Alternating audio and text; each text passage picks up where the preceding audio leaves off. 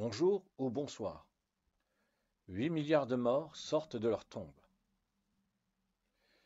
Il y a environ 3 mois, j'ai fait une vidéo dont le titre était Le Collège central et l'espérance terrestre.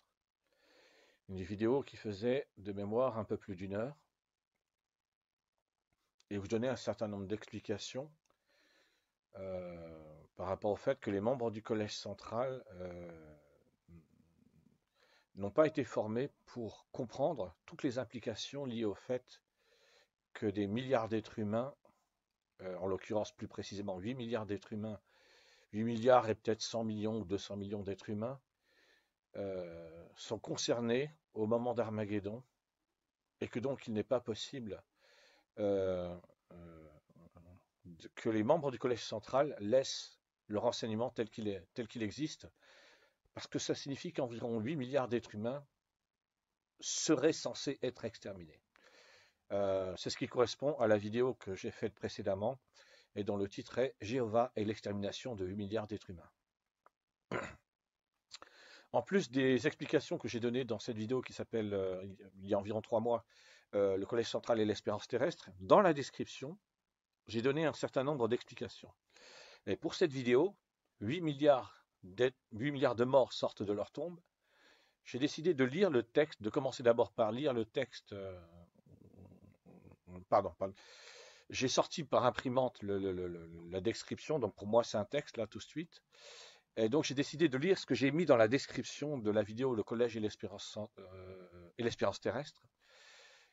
Et peut-être après de donner quelques explications complémentaires. Donc là, je vais lire ce qui pour moi est un texte là tout de suite et qui correspond à ce que j'ai écrit dans la description de la vidéo Le Collège et l'espérance terrestre, faite il y a environ 3 mois. Les membres du Collège central, qui sont tous des membres ouins et ont donc l'espérance céleste, ont-ils été formés pour comprendre l'ensemble des réalités liées à l'espérance terrestre, à la grande tribulation et à Armageddon? Ma conviction personnelle est que non, ce n'est pas le cas. Pourquoi? Parce que les membres du Collège central utilisent exclusivement la Bible qui sera remplacée par de nouveaux rouleaux après Armageddon. De même, leur intérêt pour les réalités terrestres éternelles étant limité, ils ne peuvent pas saisir pleinement tout ce que cela implique. En priorité absolue, la nécessité de sauver tous les êtres humains à Armageddon, car l'amour du prochain protège la vie. C'est la haine qui a toujours une bonne raison pour justifier la vengeance, les tueries, les massacres, les exterminations. Les membres du Collège central pourraient expliquer que Jésus-Christ lui-même, ainsi que de nombreux passages de la Bible, avec ou sans les prophètes, parlent de l'importance de la vengeance de Dieu. Comment comprendre ce point précis? De la même façon que Jésus-Christ a guéri et ressuscité un nombre limité d'êtres humains, car il était prisonnier du paradis de la haine, son enseignement dépendait du Créateur des êtres humains, cœur de haine, qui n'est pas l'être originel, qui, lui, est le seul à ne pas avoir eu de commencement, et qui est surtout l'amour personnifié. Ainsi donc, Jésus-Christ n'a pas pu faire connaître aux êtres humains toute la plénitude des valeurs de l'amour spirituel. Pour cela, il fallait attendre les derniers jours, et plus précisément la toute dernière ligne droite, à la fin des derniers jours, avant que s'accomplissent les versets concernant la grande tribulation, qui est d'ordre spirituel et non matériel. Exactement comme Jésus-Christ a été un Messie spirituel et non un Messie guerrier vengeur d'Israël, combattant les Romains pour libérer Israël de l'occupation romaine, Jésus-Christ a changé la compréhension des enseignements qui venaient du royaume des cieux à son époque. D'un seul et unique peuple avec un territoire spécifiquement défini, Jésus-Christ a ouvert potentiellement l'espoir d'un salut éternel à l'ensemble des êtres humains. 2000 ans plus tard, Jésus-Christ et son Créateur, l'être originel qui est l'amour personnifié, refont la même chose directement depuis le royaume des cieux. La conséquence est que cette fois-ci, c'est l'intégralité de tous les êtres humains vivant sur la planète Terre qui seront sauvés à Armageddon. Jésus-Christ et son Créateur l'amour personnifié, privent-ils les témoins de Jéhovah d'un privilège qui était censé être accordé à eux seuls de leur point de vue? Non. Comme Jésus-Christ l'a expliqué, et dans un sens spirituel, les morts sortiront de leur tombe, car ce sont des milliards d'êtres humains qui étaient spirituellement morts qui seront ramenés à la vie grâce aux valeurs de l'amour spirituel. Quel miracle peut être plus grand que celui qui permet de ramener des milliards de morts à la vie au nom de l'amour? En plus, cela rendra réelles les futures résurrections physiques après Armageddon pour toute l'humanité. De même, c'est une application spirituelle qui sera faite du principe biblique « Babylone la grande est tombée ». Cela implique que le principe des fausses religions qui vient de la haine sera abandonné et par conséquent, tous les croyants de la planète Terre seront sauvés. En effet, Ève et Adam n'avaient aucune religion dans le jardin d'Éden. Sur la planète où vivront éternellement les témoins de Jéhovah, ces derniers disposeront d'un compte en banque éternel dont la somme mensuelle sera tellement élevée qu'elle leur permettra de bénéficier de tous les privilèges qui les rendront éternellement heureux. Et cela en dehors des limites fixées par la Bible, car elle ne sera plus adaptée après Armageddon. Concrètement, cela signifie que quels que soient les privilèges dont disposeront les êtres humains dont le mode de vie n'a rien à voir avec celui des témoins de Jéhovah, ces derniers pourront eux aussi en disposer. Cela signifie aussi que les témoins de Jéhovah recevront, grâce aux milliards d'êtres humains qui seront sauvés à Armageddon, des privilèges dont ils n'auraient jamais pu bénéficier sans ces milliards d'êtres humains qui ont un mode de vie différent. La guerre militaire aura lieu contre les êtres célestes qui ont suivi Cœur de haine dans sa rébellion. Cœur de haine a structuré la Bible de telle manière qu'elle soit une prison spirituelle qui interdit de retrancher ou d'ajouter à ce qui est écrit. Sans les valeurs de l'amour spirituel, il est impossible d'accepter un enseignement qui explique qu'exterminer plusieurs milliards d'êtres humains à Armageddon s'oppose à l'amour spirituel qui protège la vie. De même, le principe du peuple élu vient de Cœur de haine, car il amène à croire que le pire est justifié concernant tous les êtres humains qui ne font pas partie de ce peuple élu. J'ai terminé de lire le texte que j'ai sorti sur imprimante et qui correspond à la description que j'ai faite par rapport à la vidéo qui date d'il y a environ 3 mois, dont le titre est « Le Collège central et l'espérance terrestre ». Ce qui m'a donné le... Désolé, comme là je viens de terminer de lire un texte, il faut que je reprenne le fait de donner des explications directement. Comment est-il possible que les membres du Collège central changent un enseignement spirituel? Alors déjà, Jésus-Christ, lui, en son temps, il y a 2000 ans de ça à peu près, a donné des explications qui s'opposaient aux explications qui étaient connues des femmes et des hommes qui étaient des Israélites, des femmes israélites, des hommes israélites qui faisaient partie d'Israël, de l'Israël de l'époque de Jésus-Christ. Donc déjà, Jésus-Christ lui-même a apporté des changements. Et donc, il est nécessaire, au XXIe siècle, que de nouveaux changements soient apportés. C'est nécessaire parce que je vais être obligé là de reprendre une idée, parce que le principe du peuple élu vient de la haine. C'est dans le cerveau de Cœur de haine qu'est né le principe du peuple élu et des élus. Et c'est dans les valeurs de la haine que le principe du peuple élu et des élus a un sens. C'est aussi dans les valeurs de la haine, et c'est aussi né dans le cerveau de Cœur de haine, le principe qui voudrait qu'à partir du moment où tu ne fais pas partie du peuple élu ou des élus, le pire est justifié. On peut te violer, on peut te torturer, on peut te massacrer, on peut t'exterminer. Ce n'est pas un problème puisque tu ne fais pas partie du peuple élu. Donc ça n'a rien à voir avec les valeurs de l'amour. Et alors, Jésus-Christ a donné des enseignements et malheureusement, dramatiquement, cruellement, j'ai envie de dire génocidairement, sont repris par les nazis chrétiens du XXIe siècle qui en ce moment soutiennent le génocide du peuple palestinien par les nazis israéliens qui sont des nazis et qui sont heureux d'exterminer le peuple palestinien en expliquant que le génocide du peuple palestinien, c'est pas un problème. Pourquoi? Parce que ce sont des dommages collatéraux.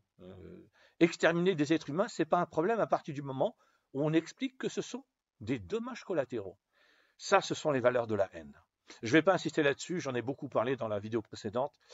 Jéhovah et l'extermination de 8 milliards d'êtres humains. Là où je voulais en venir, c'est que c'est une obligation absolue. Il n'y a pas moyen de faire autrement. Pour que Armageddon, c'est pas le moment où il va y avoir un peuple. En l'occurrence, puisqu'on parle d'Armageddon, ce sont les références, ce sont les religions monothéistes. Armageddon, c'est pas le moment où il va y avoir une religion en particulier qui va dire nous avions raison, regardez, nous avions raison. Ça n'a aucun sens. Ça n'a aucun sens. Enfin, ça a un sens dans les valeurs de la haine, mais dans les valeurs de l'amour, ça n'a absolument aucun sens. L'objectif à atteindre, c'est pas de dire j'ai raison, nous avions raison, mon groupe a raison, que ce soit mon groupe religieux, ou mon groupe pays, ou mon groupe ma tribu, ou mon groupe ceux qui parlent comme moi, on s'en fiche de tout ça. Ce sont les valeurs de la haine. Donc, c'est une nécessité absolue que les membres du Collège central acceptent de modifier les enseignements qu'ils donnent pour que ce ne soit plus uniquement soit les témoins de Jéhovah directement ou des personnes qui accepteraient ou qui sont potentiellement pourraient accepter l'enseignement des témoins de Jéhovah qui soient sauvés. C'est tous les êtres humains vivant sur la planète Terre. Alors bien évidemment, tous les êtres humains vivant sur la planète Terre, ça veut dire aussi les nazis qui sont en train d'exterminer le peuple palestinien. Que les choses soient claires. Il ne faut pas que je m'arrête aux nazis israéliens qui sont en train d'exterminer le peuple palestinien, parce que je vais pas y arriver. Maintenant, comment est-ce possible? Comment est-il possible que les membres du Collège central changent l'enseignement qu'ils ont depuis maintenant environ 100 ans ou plus de 100 ans? Ou en tout cas, alors il faut que je prenne une date. Si je me réfère au moment où il est question d'un futur paradis terrestre éternel, c'était quand? Dans les années 30, je crois. Donc dans les années 30, on est quoi? On est en 2024, ça fait environ 90 ans. Allez, pour faire simple, je vais dire depuis environ 90 ans. Comment est-il possible que les membres du Collège central changent leur enseignement? Il y a un passage de la Bible où Jésus-Christ va voir Jean le baptiseur pour être baptisé comme d'autres êtres humains, d'autres femmes et d'autres hommes ont été baptisés par Jean le baptiseur à ce moment-là. Et voyant Jésus-Christ arriver et comprenant que Jésus-Christ est venu pour se faire baptiser, ou peut-être au moment où Jésus-Christ lui explique clairement qu'il va être baptisé, la réaction de Jean le baptiseur est de dire mais non, c'est moi qui ai besoin d'être baptisé par toi. Et Jésus-Christ répond à Jean le baptiseur à peu près cette phrase parce que ça dépend des traductions. Laisse faire cette fois afin que nous accomplissions tout ce qui est juste. Donc, il y a des situations où quelqu'un qui, entre guillemets, enfin entre Jésus-Christ et Jean le baptiseur, ça peut être considéré comme vrai, mais ça c'est dans les valeurs de la haine que ça peut être considéré comme vrai et dans le paradis de la haine. Mais bon, peu importe, je vais utiliser cette explication. Entre Jésus-Christ et Jean le baptiseur, c'est le plus grand qui est allé voir le plus petit pour que le plus petit fasse quelque chose pour le plus grand. J'aime pas du tout ce genre d'explication, mais bon, c'est pas grave. Ça veut donc dire que il doit se passer quelque chose, et je ne sais pas quoi. C'est en toute sincérité, je ne vais pas raconter, je vais pas mentir, être hypocrite et inventer n'importe quoi. Il doit se passer quelque chose qui amènera les membres du Collège central, d'une manière ou d'une autre, à connaître l'enseignement symboliquement parlant, du plus petit Jean le baptiseur, qui nécessite qu'un changement soit fait dans l'enseignement des membres du Collège central. Et symboliquement, les membres du Collège central seront comme Jésus-Christ et accepteront d'apporter ces changements nécessaires.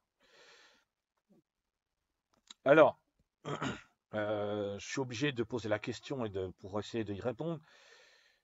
Est-ce que d'un point de vue strictement personnel, je me compare à Jean le Baptiseur?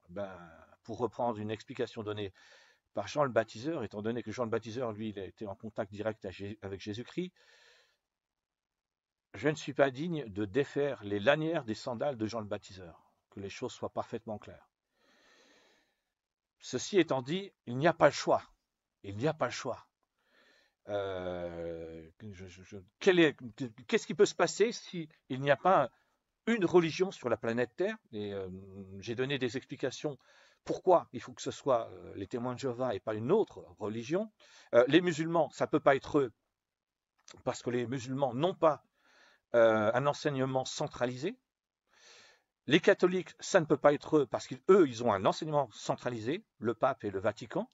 Mais l'Église catholique n'a absolument aucun intérêt à changer un enseignement où il est question de futurs paradis terrestres avec chaque groupe d'êtres humains qui sera envoyé sur sa propre planète pour vivre éternellement. Pour les catholiques, il n'y a que le royaume des cieux et rien d'autre.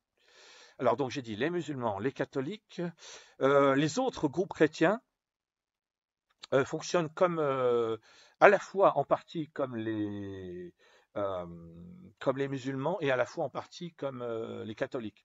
Donc soit ils peuvent avoir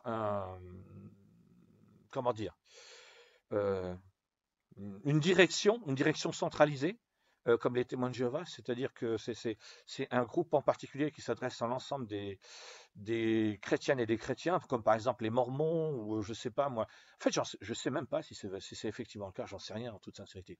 Mais ce que je veux dire, c'est que le fonctionnement de l'ensemble des religions monothéistes est tel que sur la planète Terre, au début du XXIe siècle, et en cette année 2024 qui commence, le seul groupement religieux qui, à la fois, peut apporter un changement dans ses enseignements, c'est-à-dire comme les membres du Collège central des témoins de Jéhovah, à partir du moment où les membres du Collège central des témoins de Jéhovah changeront leur enseignement, ce sera vrai pour tous les témoins de Jéhovah existants sur la planète Terre.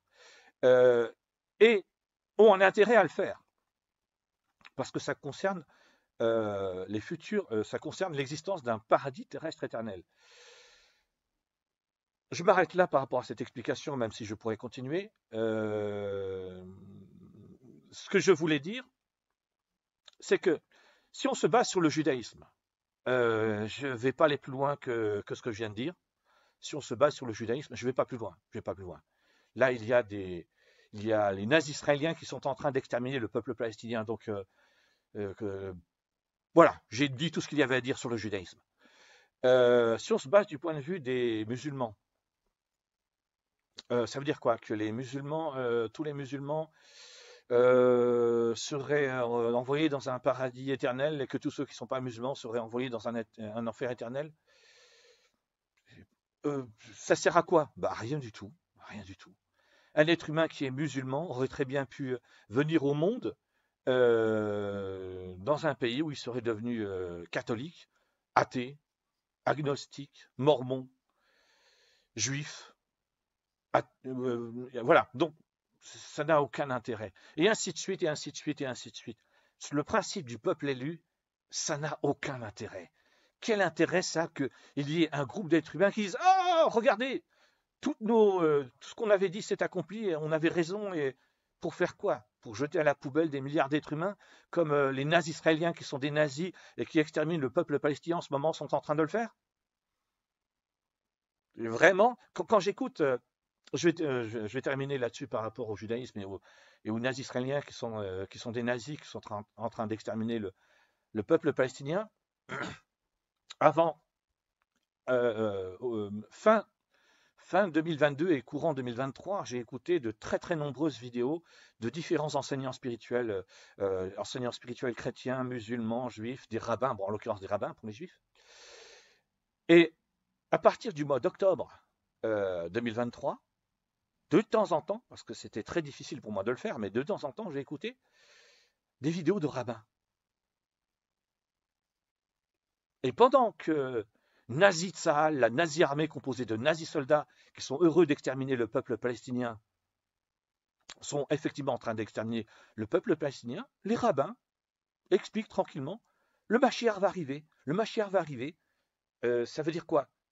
Que le Mashiach, c'est un nazi qui est heureux de voir l'extermination du peuple palestinien? C'est ça l'idée? Donc non, non, non, non, non, non, non, non, non. Il faut donner raison à aucun peuple sur la planète Terre, ni à un peuple par rapport à une religion, ni à un peuple par rapport aux êtres humains. Si je me base sur l'athéisme, il va se passer quoi? Si je me base sur l'athéisme, il se passe quoi? Ben, il se passe rien. Il se passe rien. L'humanité continue avec toutes ses horreurs, toutes ses injustices, toutes ses souffrances. Et le génocide du peuple palestinien, qui est complètement passé sous silence dans les nazis médias, nazis occidentaux, c'est normal. C'est comme ça et c'est pas autrement. Tu fais avec, tu te débrouilles avec. Ça n'a aucun intérêt. Toutes ces horreurs qui viennent des valeurs de la haine, qui sont liées au paradis de la haine, tout ça n'a aucun intérêt. Ça n'a absolument aucun intérêt. Donc,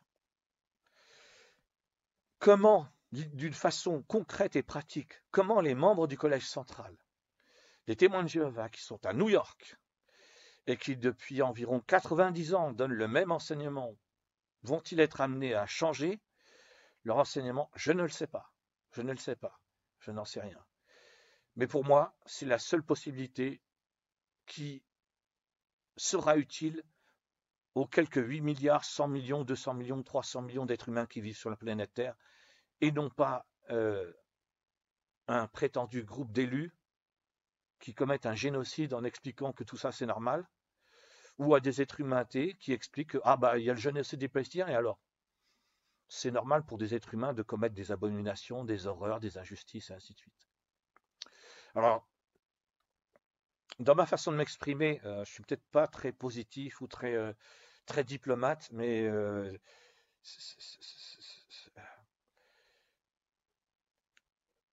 entendre des nazis sur des nazis plateaux de la nazi télévision nazi française expliquer que le génocide du peuple palestinien, c'est pas un problème parce que ce sont simplement des dommages collatéraux. Moi, après l'avoir entendu ça, je deviens fou, je pète les plombs, Donc là, quand je fais cette vidéo, je prends sur moi pour essayer d'être le plus diplomate possible, même si par moments je manque de diplomatie dans ma façon de m'exprimer.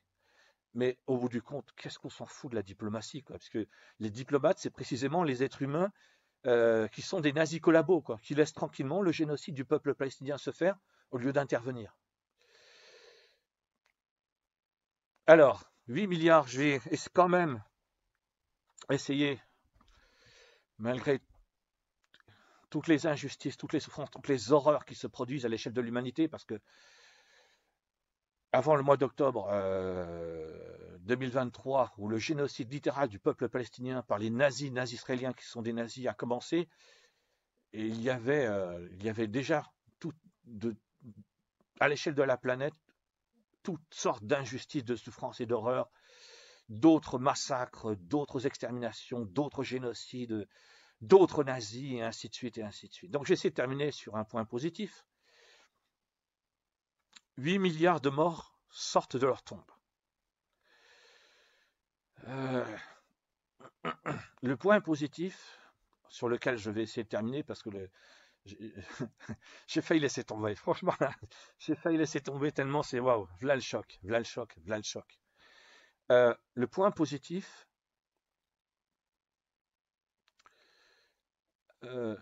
c'est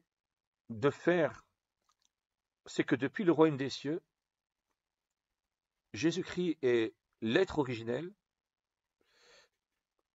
qui a créé un être vivant, intelligent et spirituel dans le royaume des cieux qui a fini par devenir Jésus-Christ tel qu'on le connaît.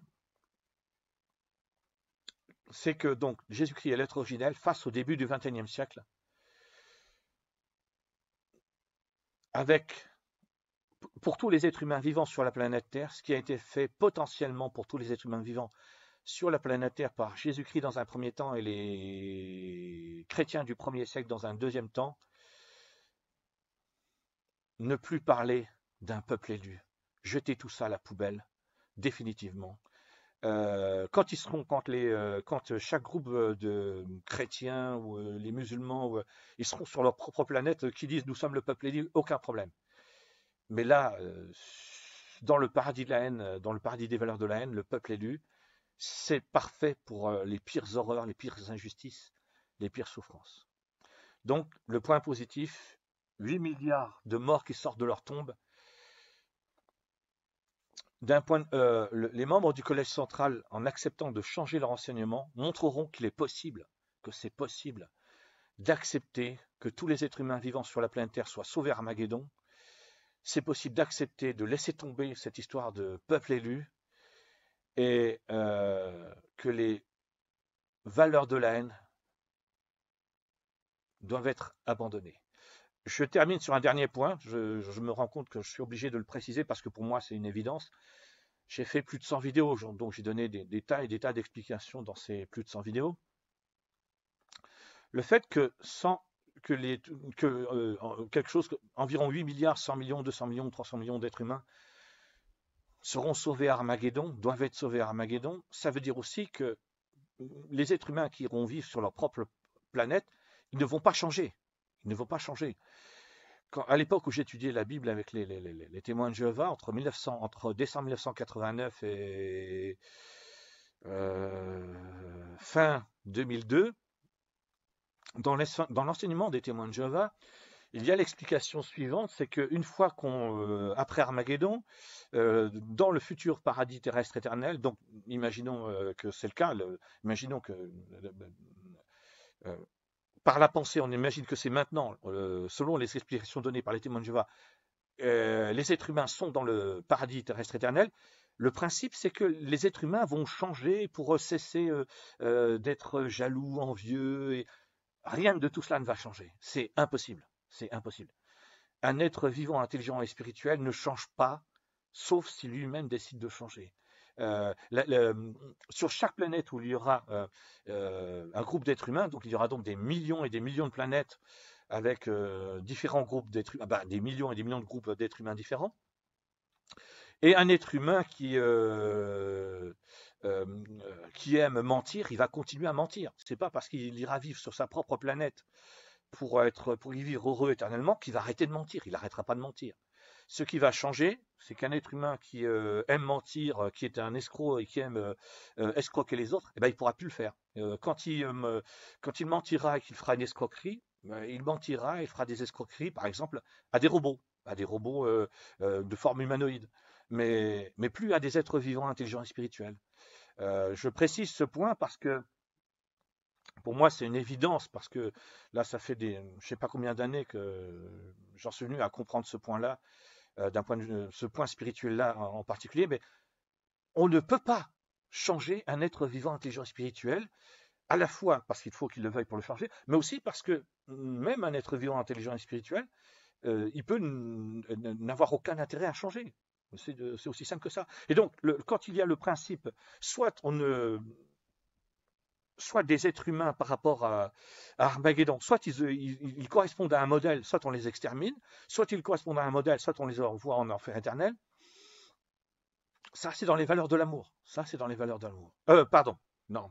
Oui, je voulais parler des valeurs de l'amour, mais c'est dans les valeurs de la haine. C'est dans les valeurs de la haine qu'il y a cette explication. Soit tu corresponds à un modèle, sinon tu es exterminé. Soit tu corresponds à un modèle, sinon tu es envoyé en enfer pendant toute l'éternité pour être torturé éternellement chaque jour de ta vie. Ce sont les valeurs de la haine. Mais dans les valeurs de l'amour, sauver tous les êtres humains à Armageddon, ça veut dire que sur chaque planète où des êtres humains seront envoyés, selon chaque groupe d'êtres humains, parce que les êtres humains ne peuvent pas vivre tous ensemble sur la même planète, ni même quelques planètes ne suffiront pas, il faudra des millions et des millions de planètes. Il n'y aura pas de changement. Il n'y aura pas de changement. Tous les nazis que j'entends expliquer que l'extermination du peuple palestinien, ce n'est pas un problème parce que ce sont des dommages collatéraux, ils vont pas changer. C'est pas parce qu'ils vont aller vivre sur leur propre planète pendant toute l'éternité après Armageddon pour vivre éternellement heureux, ils vont pas changer. Ils vont continuer à être convaincus que l'extermination du peuple palestinien, c'est pas un problème parce que ce sont des dommages collatéraux. Donc je précise ce point parce que pour moi ça fait des années, je sais pas combien d'années exactement, mais ça fait des années que j'ai compris ce point et c'est une évidence. Mais en fait, pour quelqu'un qui m'écouterait pour la première fois, qui écouterait cette vidéo, une de mes vidéos pour la première fois, il pourrait ne pas comprendre ce point qui est très important. Les êtres humains après Armageddon ne vont pas changer, comme l'expliquent les témoins de Jéhovah. À l'heure actuelle, les témoins de Jéhovah expliquent qu'après le Armageddon, dans le futur paradis terrestre éternel, il va y avoir des changements et les êtres humains vont arrêter de mentir ou de voler ou d'être hypocrites. Non, les êtres humains ne vont pas changer. Enfin, je veux dire, un être humain qui est hypocrite n'arrêtera pas d'être hypocrite. Un être humain qui aime voler n'arrêtera pas de voler. Ce sont les conséquences qui n'auront plus, il n'y aura plus les conséquences, mais les comportements, eux, ne changeront pas. Voilà. Je m'arrête là-dessus, je regarde environ 30 minutes. Ok. 8 milliards de morts sortent de leur tombe. C'est beaucoup moins positif que ce que j'aurais voulu faire comme podcast audio et comme vidéo. Donc une personne qui terminerait ce podcast audio en ayant la même sensation que moi, que c'est pas aussi positif que ça, je lui conseille de réécouter la partie où je lis le texte. À mon avis, la partie où je lis le texte, elle est vraiment, vraiment positive. Voilà. Merci. Au revoir.